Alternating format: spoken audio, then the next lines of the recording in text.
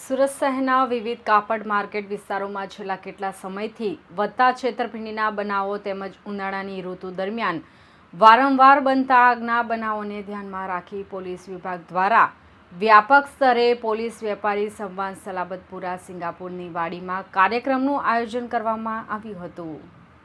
કાર્યક્રમનો મુખ્ય હેતુ વેપારીઓને સુરક્ષા અંગે જાગૃત બનાવવો, ગુનાખોરી સામે સાવચેત રાખવો અને આપત્તિજનક પરિસ્થિતિઓમાં યોગ્ય પ્રતિસાદ માટે તૈયાર કરવો હતો।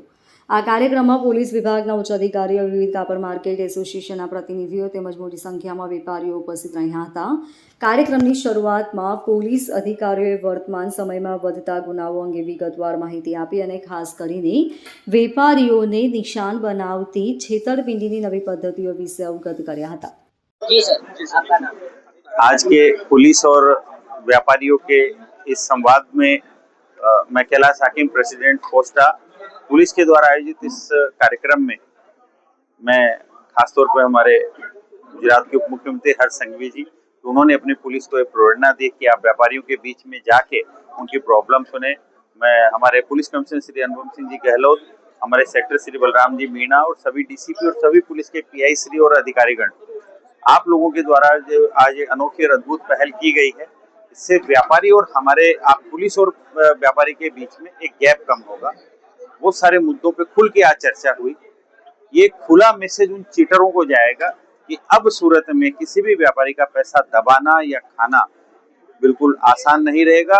आसान ही नहीं बल्कि नामुमकिन होगा। और ये बहुत अच्छा कार्यक्रम है। कुछ जिम्मेदारियां हम व्यापारियों को मिलकर पूरा करनी है, एसोसिएशनों को मिलकर पूरा करनी है, हम सब मिलकर पूरा करेंगे। खासकर एक टेक्सटाइल का पुलिस स्टेशन हमारे उप मुख्यमंत्री श्री हर्ष संघवी जी के द्वारा जिसकी घोषणा की गई है, जो टेक्सटाइल से रिलेटेड सारे मैटर एक ही थाने में सुनवाई होगी, ये हमारे लिए एक बहुत अच्छी पहल है।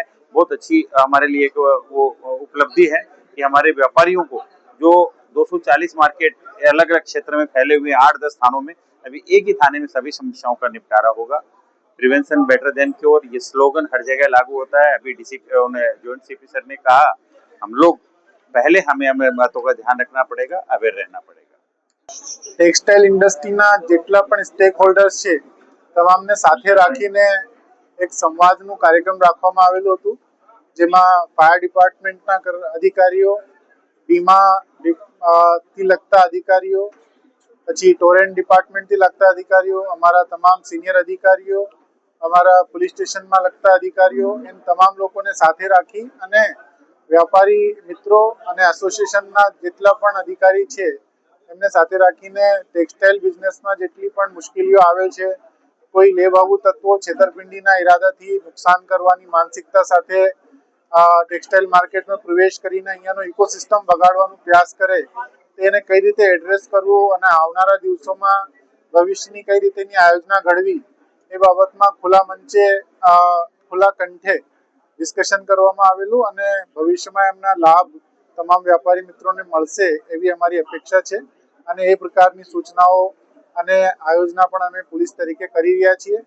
માનનીય કમિશનર સાહેબની પણ કટિબદ્ધતા છે કે આ ઇકોસિસ્ટમને બગાડનાર અથવા તો કોઈ પણ છેતરપિંડીની માનસિકતા સાથે એમાં પ્રવેશ કરનાર વ્યક્તિ હોય, દેશના કોઈ પણ ખૂણે હોય, અમે એને ત્યાંથી શોધી લાવી અને આ રીતેનું કાયદાનું સબક શીખડાવીશું કે બીજી વખત ક્યારેક છેતરપિંડી। Bureau report LK star news, Surat.